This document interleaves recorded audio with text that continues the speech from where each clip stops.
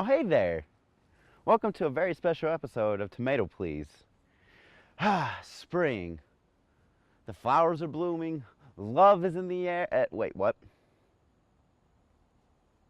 It's not spring. It's fall? Oh. Oh. Oh. Okay, we're going to redo this, so we're going to cut it right here, okay? Fall! Ah, yes, fall. Beautiful time of the year.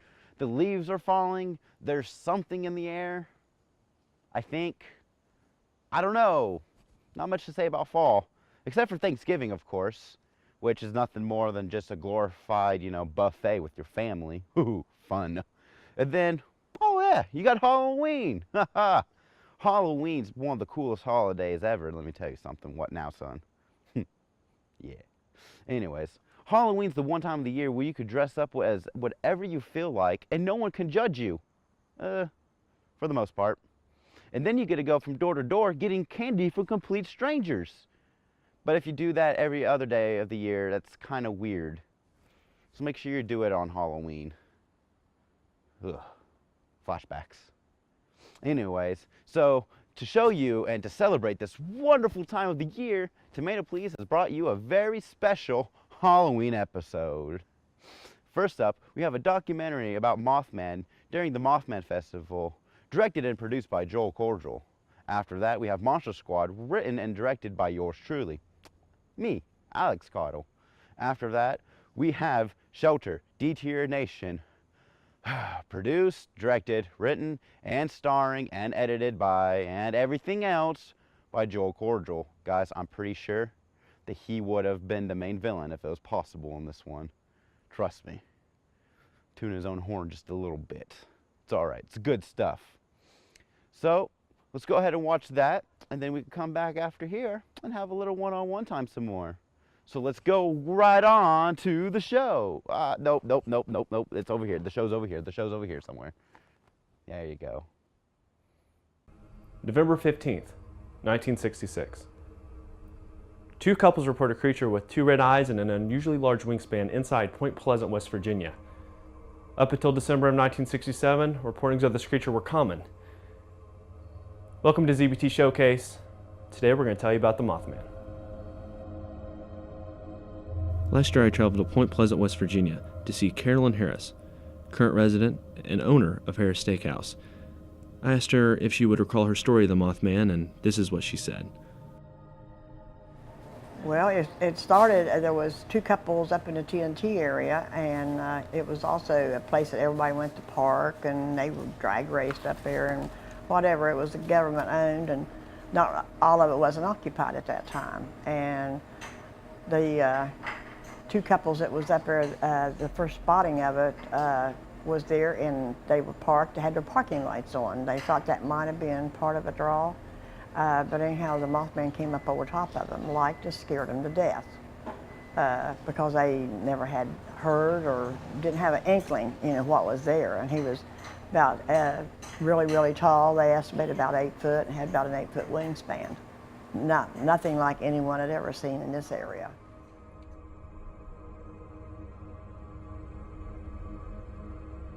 For 50 years, Point Pleasant has attracted those curious about the Mothman, and for 15 years, Point Pleasant has held an annual festival. At that festival was a Craig Woods, a tour guide. This is what he recalled. So we had a secret munition facility called the TNT area where they saw the Mothman. That during World War II, that was a secret facility. Those igloos are underground, so they can't be seen in the air by the Germans if they ever bombed us. A lot of top secret stuff here. When you go to the Mothman's what is neat, but the Men in Black's what intrigues me. Why were they here? Why were they trying to intimidate people? What were they trying to hide? There's just a lot of different aspects, a lot of different history here in Point Pleasant that a lot of people don't know about. Everybody knows about the Mothman, but there's so much more to this town. When the bridge fell, it was tragic. Everybody was recovered except for two people, a mother and a daughter. I only know the daughter's name, and her name was Kathy Bias, because she was, well, they actually had a park name for her, and That was my sister's friend. She went to grade school with her. So that was like her first friend that she lost. They were in 2nd grade together. On December 15th, 1967, 46 people lost their lives when the I-bar suspension bridge connecting Canoga, Ohio and Point Pleasant, West Virginia collapsed. This bridge was known as the Silver Bridge, and its failure was believed to have been the amount of excessive weight obtained by the rush hour traffic during the holiday season. Here's a list of some of their names.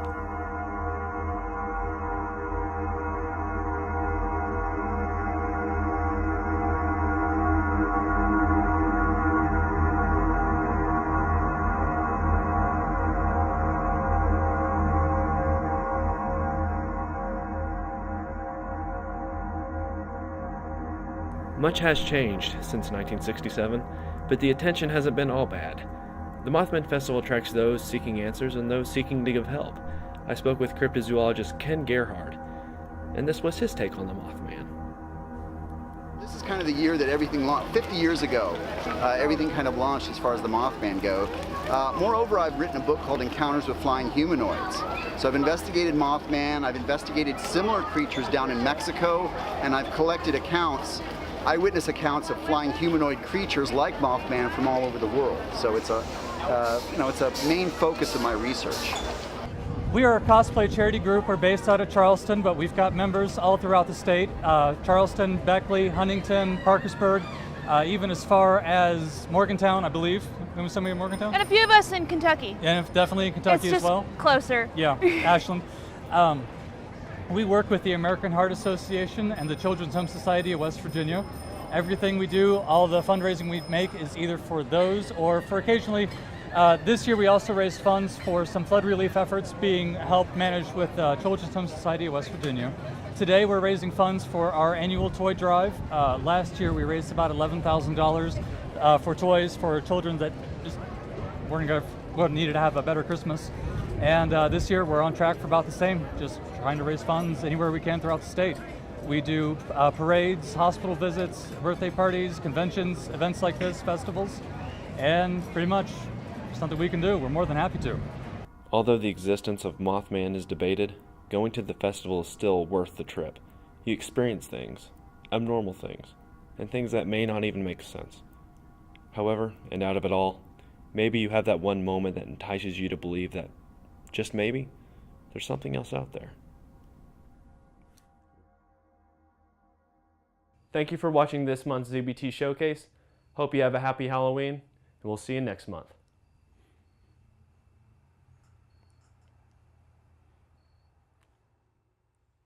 That was real. That was real. Need to relax after a stressful day? Outdoor Adventures, located at the end of the Recreation and Wellness Center, has a wide variety of equipment available for rent. Kick back by the lake in a hammock, or enjoy the water in a kayak. No matter the occasion, Outdoor Adventures has you covered.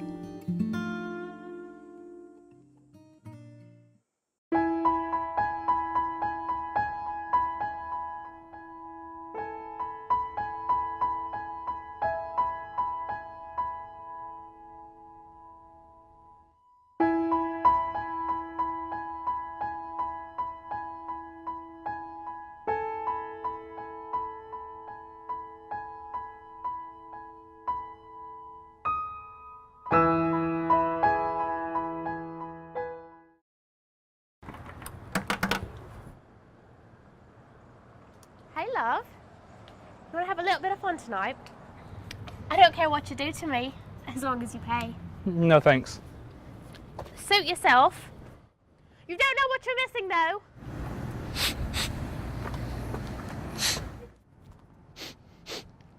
I can smell you, mutt. You might as well come out. So it's true what they say about vampires. You really can't hide from them. They tell you not to mess with one either, because if not, you're about to learn. You really think you can take me on? You don't scare me, mutt. Without a full moon, you don't stand a chance. And so last I checked, there won't be one for another month. You're right. Unless I transform, I won't stand a chance. Unless you assume I need a full moon to transform.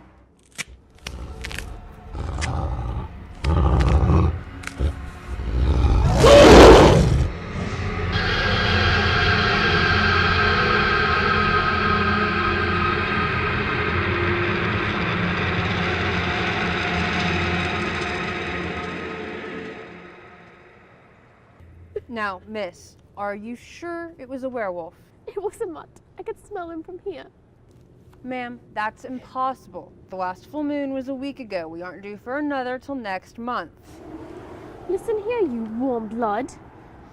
I would know a mutt whenever I smell one. I've been a vampire for 300 years. You would think by now I would know what a mutt smells like. Do you remember what it looked like? Yeah. I caught a glimpse of him. You see, I heard something going on down the alley, down that way. And when I got there, he was just mauling the guy. And he just looked up at me and growled. So I screamed and ran to get help.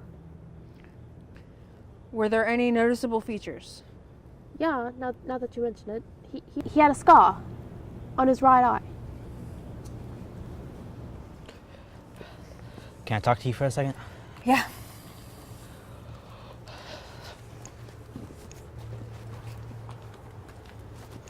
So, does it check out?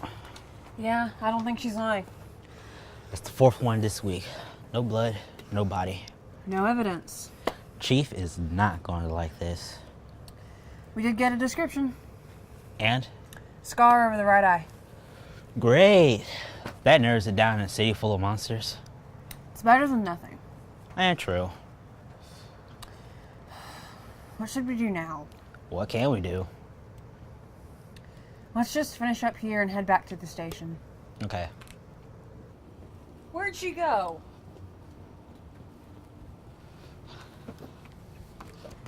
Thanks for a great time tonight, love. It's the missus' birthday tomorrow, so get her something nice, okay? Okay, see you later. Toodaloo. Man, she works fast. Class. I'm still a working girl after all. Yeah. Yeah, I understand. So. What? Just got off the phone with the chief. And? Told us not to come back to the station until we had evidence. Great.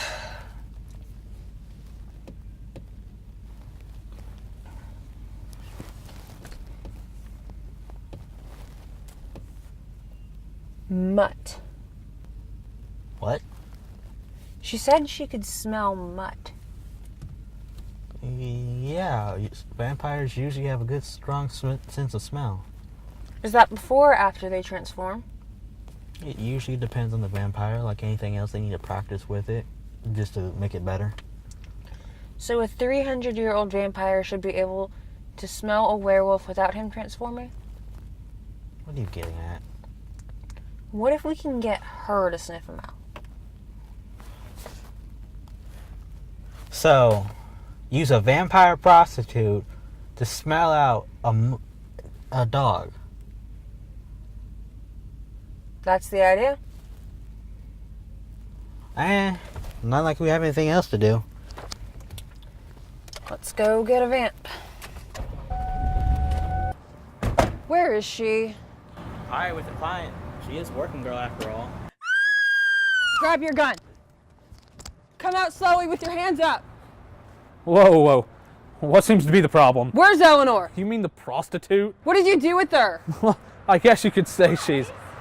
I thought we were done from earlier.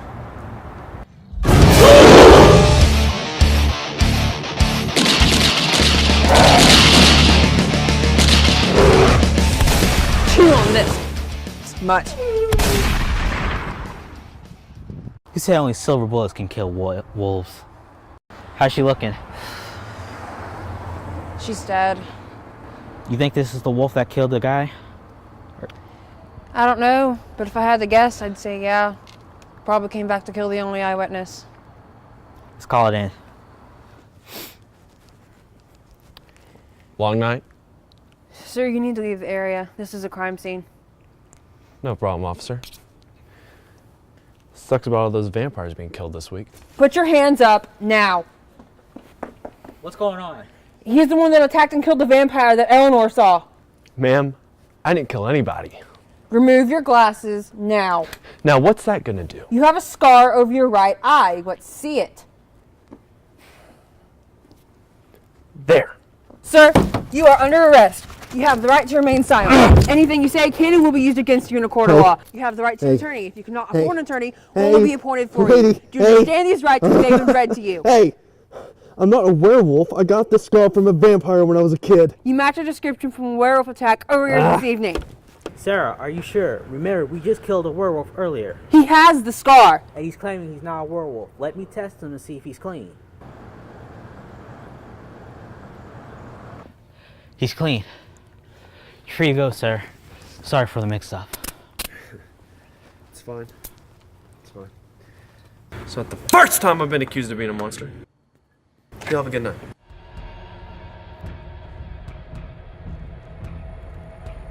Something's not right. He didn't react to the silver. It's not it. He knew about the vampire murders. He even knew that a werewolf was the main suspect. We haven't released that to the public yet. It's a small town, Sarah. People probably already knew it. Yeah, it wouldn't surprise me. They already started spreading rumors. I guess. Come on, let's call this in.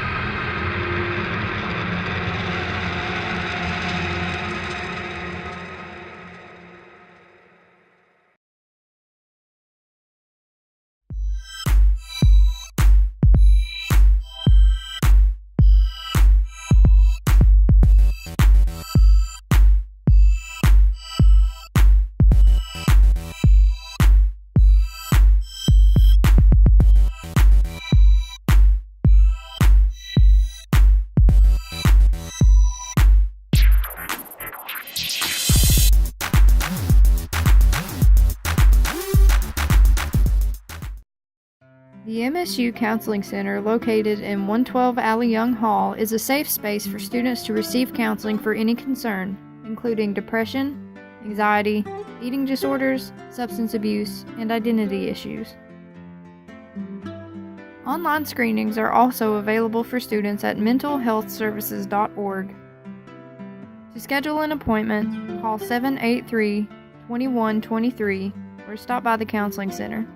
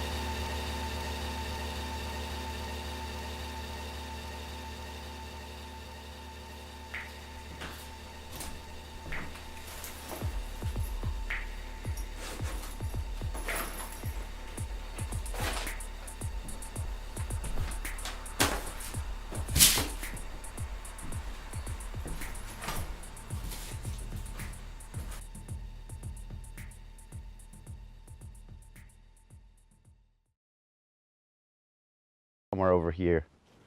Oh, hey, you're back. Where did you go? You already saw the episode. But it's lost. I can't find it. Where'd you find it? Oh. Silly me. Did you already watch it? Well, I'm glad you got to watch it then. Well, I hope you enjoyed this episode of Tometa Please, because I know I and the crew who made it enjoyed making it for you. Now, next episode of Tometa Please is going to be something different, as we're giving it to some of our younger and new members to take over and write and direct most of the shorts. And I know whatever they make is going to be amazing and excellent. It's going to be a very awesome episode. So until next time, bye.